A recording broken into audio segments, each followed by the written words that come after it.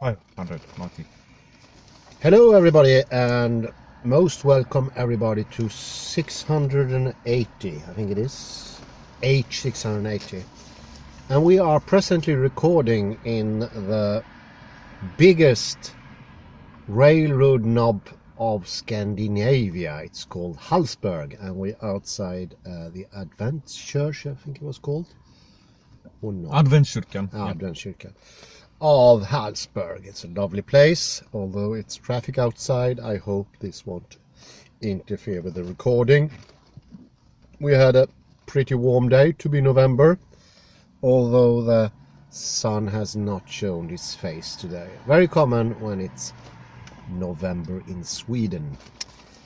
It puts a bit of a gloom to the situation, and it's not made any better because of the fact that the sun went down already a little before 4 o'clock. It's getting dark. Today I want to take another chapter from this lovely little booklet, 10 Essays on Science and Religion. Is the apple really red? And I'd say it's marvelously cover to the book and everything is well done.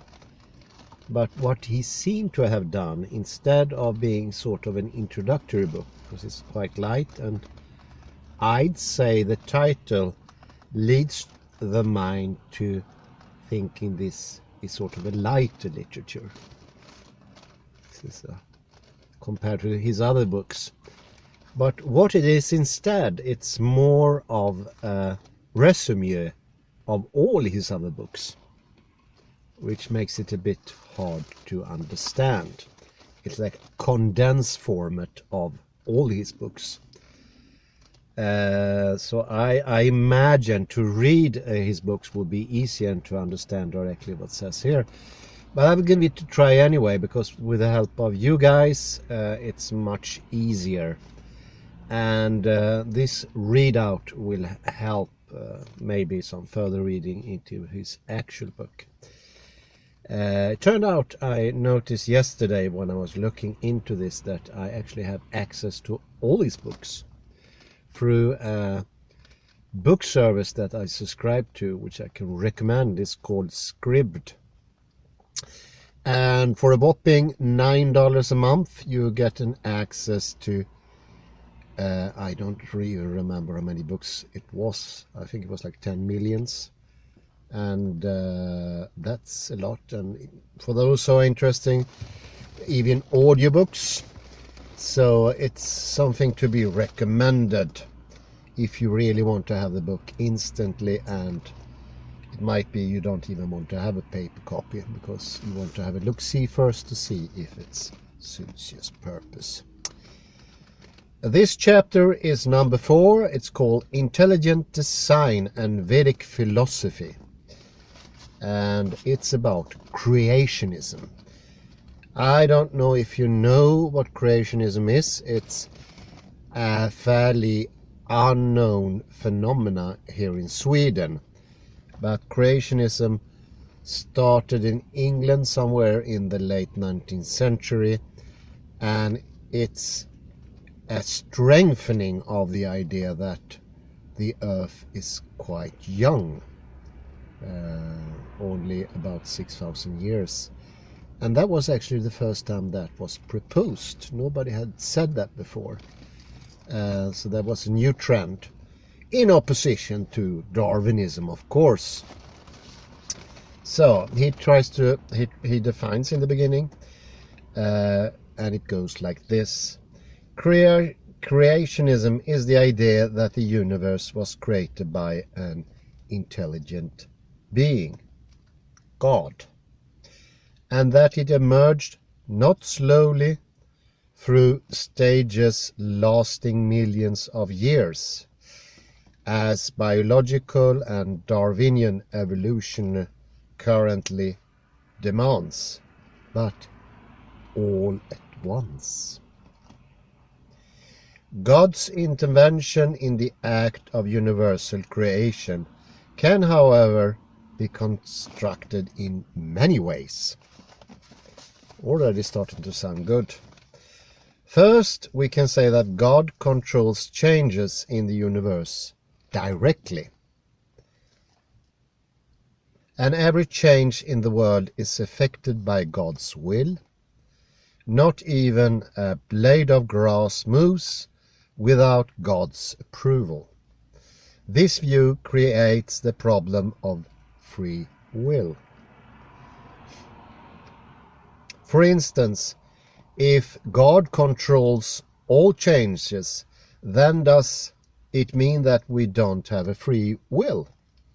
And if we don't have a free will, then why would we be accountable for our actions?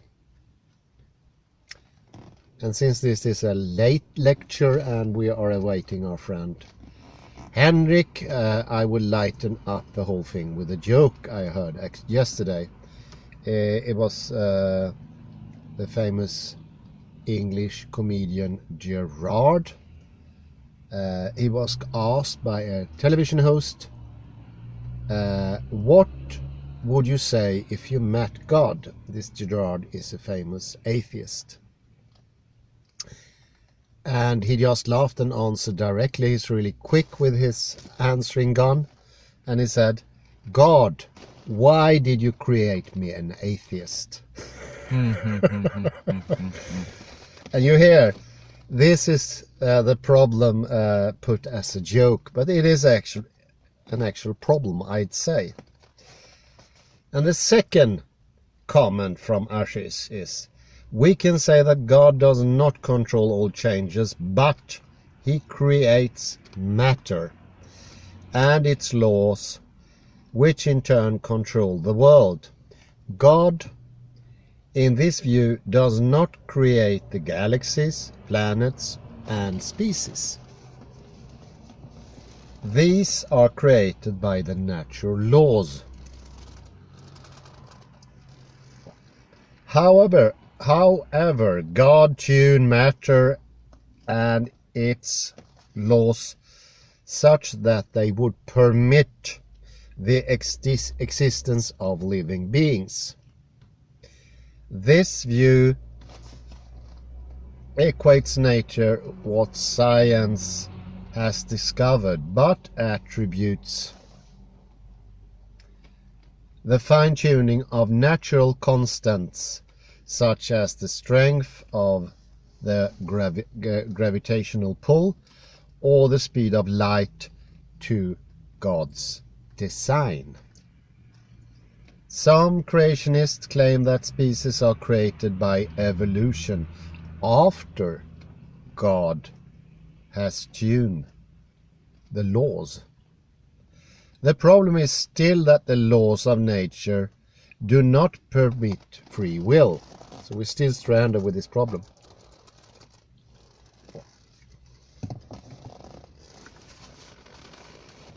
While inducting an explicit role for God in nature, the view does not permit a clear role for the mind and consciousness in the universe.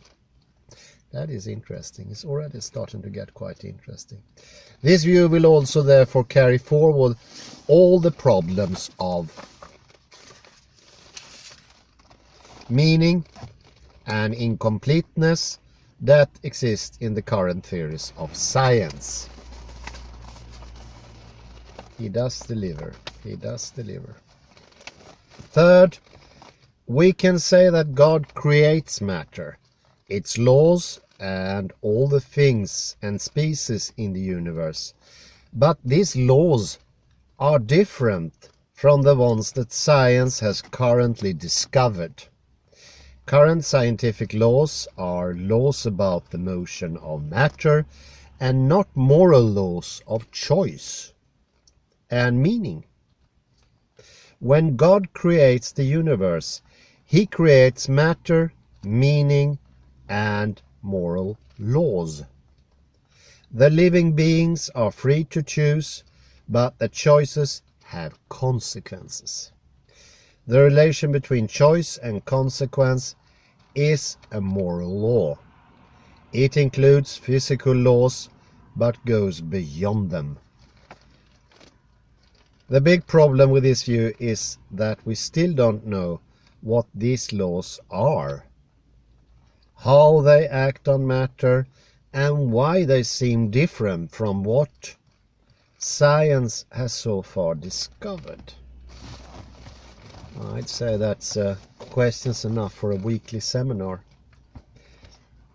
What is intelligent design is the next paragraph. Intelligent design is a form of creationism, although different from Christian creationism, where the universe is a few thousand years old. In this, the laws of nature do not determine everything. Specifically, they do not determine the formation of species, as the laws are compatible with many material configurations, not all of which can be living. And to fix this indeterminism, God provides design in the creation. This design exists as structure and function in matter. The mechanism by which God embeds this design is, however, not understood.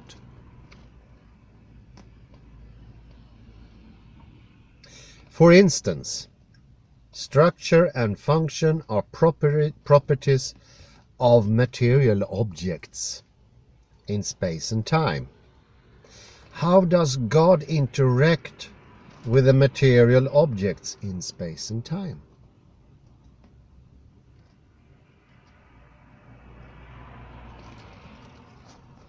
What forms of causality should we construe to explain this interaction? ID, as it's commonly known, is based on the realization that there is considerable complexity in living beings, which could not have arisen through random mutations. And now we're closing up on Ashish's solution, or the Vedic solution.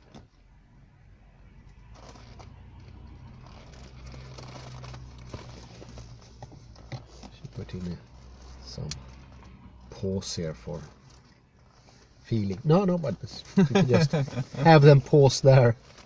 Cheers. This is a suspension pause. What will come now? I don't know, actually.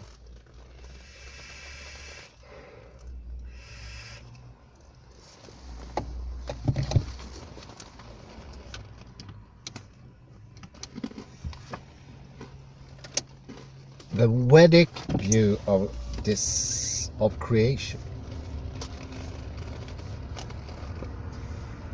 In the Vedic view, which I describe at length in 6 courses, one of his books, the universe begins in the choices of consciousness, which produce a language of symbols, and this is called Shabda Brahman.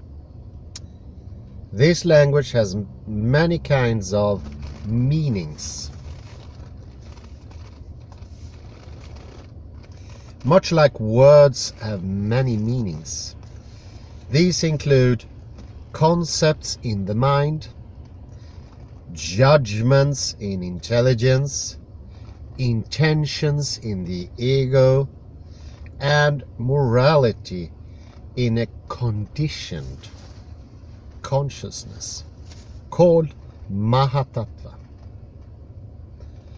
The alphabets of this language are objectified as symbols in ether. As more and more meanings are added to ether, matter becomes more and more dense, so to speak, and produces other elements such as air, fire, water, and earth. These elements are not the ordinary things called by those names, but rather objectifications of information in the form of sound, touch, sight, taste, and smell.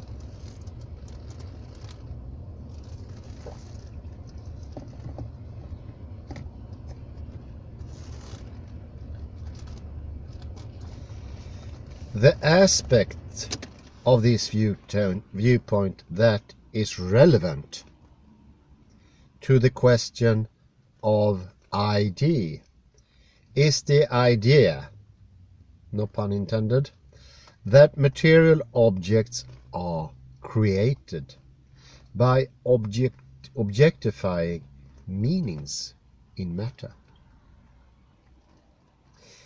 The objectification creates symbols which are material objects, but the meanings depend on space and time structure.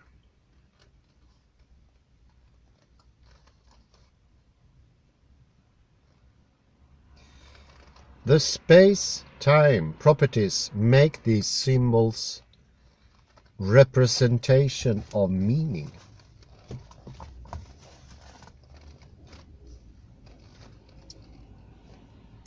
For instance, different locations in space denote concepts, and the order of these concepts in time constructs a proposition.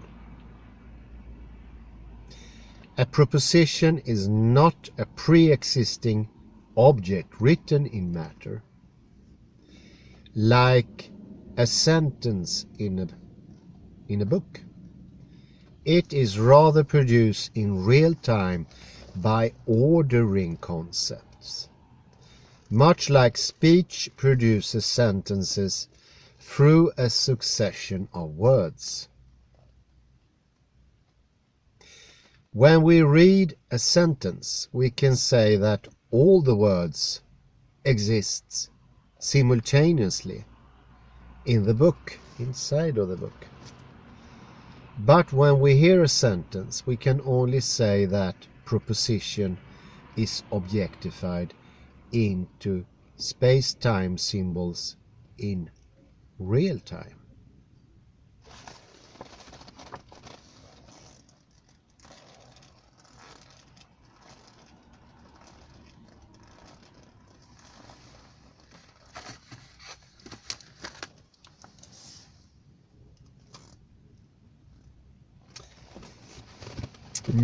Now over to more comparison between the two. Very interesting so far, I might say. Vedic creationism and intelligent design. ID theorists claim that design is injected by the creator. In Vedic philosophy, design is a subtle material reality that exists as meanings in a subtle body comprising mind, intelligence, ego, and this new term I mentioned, Mahatattva. These meanings are then converted into gross matter, which we can observe. The structure and function in matter owe their origin to meanings in the subtle body. Since these meanings are prior to the body, the evolutionary idea that meanings are emergent properties of random choice mutation in matter is false from the Vedic standpoint.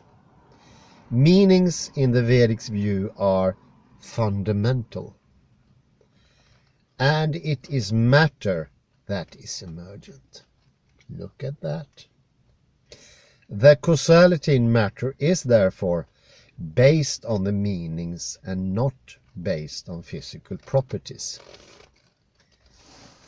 Oddly enough, this sounds exactly as something that Auge Bohr would have said.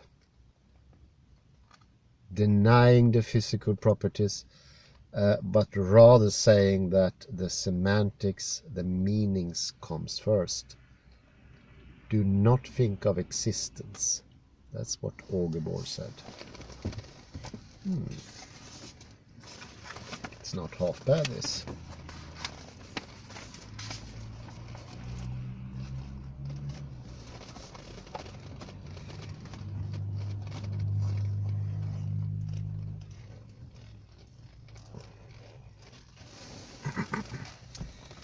A living being, the Vedas describe, enters specific type of mother's womb at a specific time based on its subtle body, which carries impressions, desires, and karma from its previous lives. Thus, a species is defined not by the body, but rather by meanings. It is the mind that is the dog, the cat, the horse, or the human being. The mind expresses these meanings into the body, thereby creating a body suitable for the mind.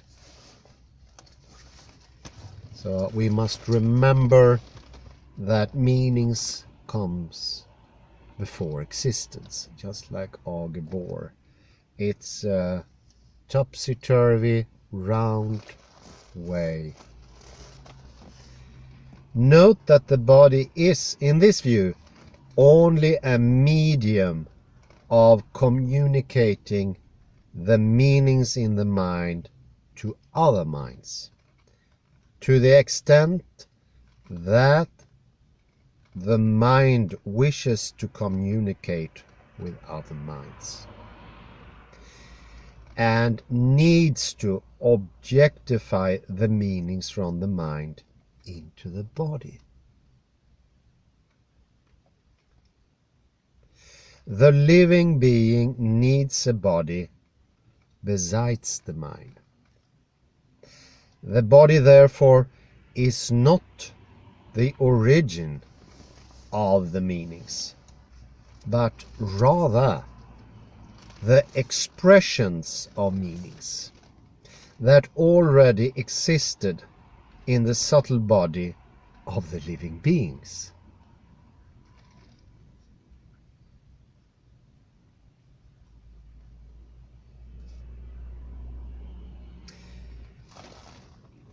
The design in ID, that is intelligent design, is therefore not generated by God directly in Vedic philosophy.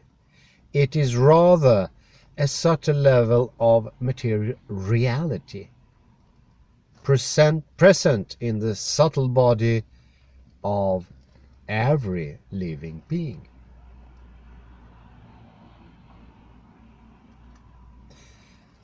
This subtle body produces a gross body of structures and functions. Of course, God does create the primordial language of meanings, but to create a specific type of thing or concept, these meanings have to be used by consciousness. The choices of meanings create a specific type of mind which in turn produces a specific type of body.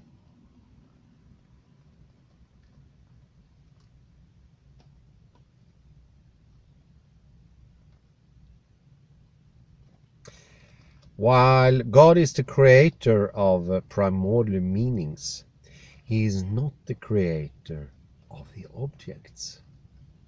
The objects are produced from the history of a living being. The law of nature in Vedic philosophy involves both effects and consequences. An effect of a choice is the immediate outcome, such as the bullet being shot by the pulling of a trigger.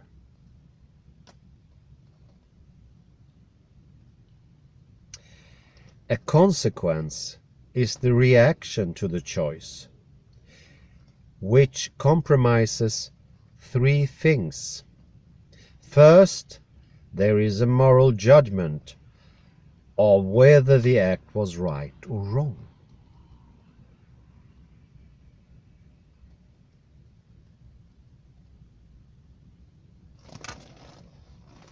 Second, an unconscious impression of the action is formed, which creates a bias in the living entity about what is true and false.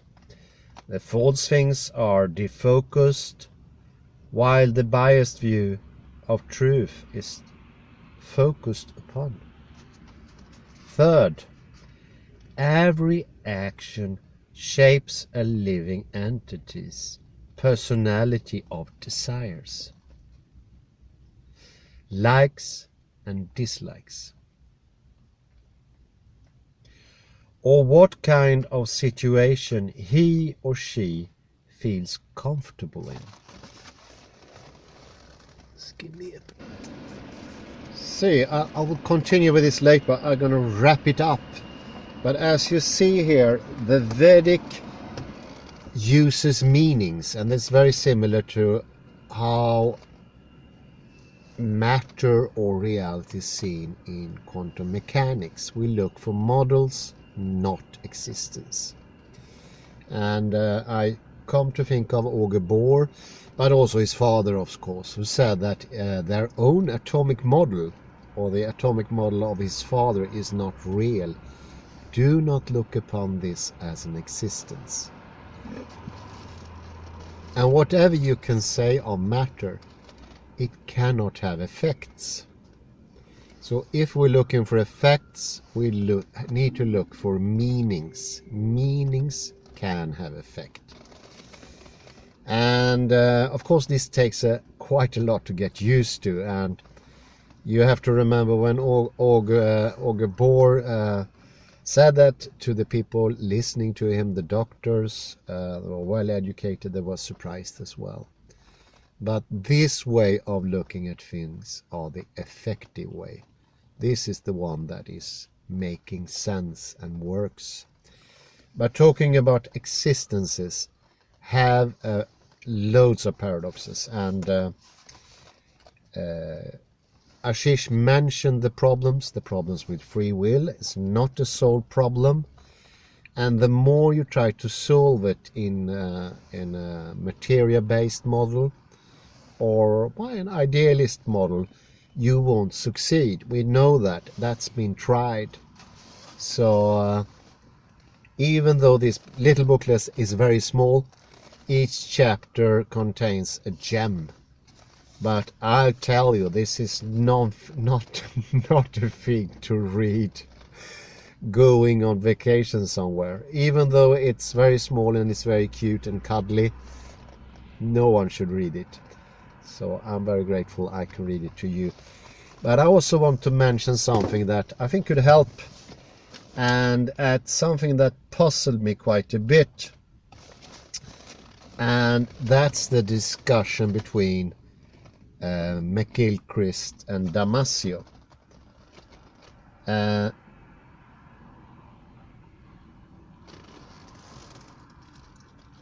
Well, in his book Descartes' Error, that was had an undertitle Emotion, Reason and Human Brain, Antonio Damasio argued what appeared to be a radical position in pointing out the importance of emotion for reasoning.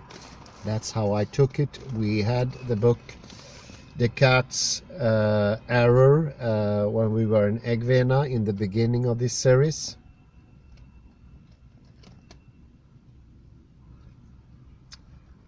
And Gilchrist, he supports this argument, pointing out that affects precedes cognitive assessment.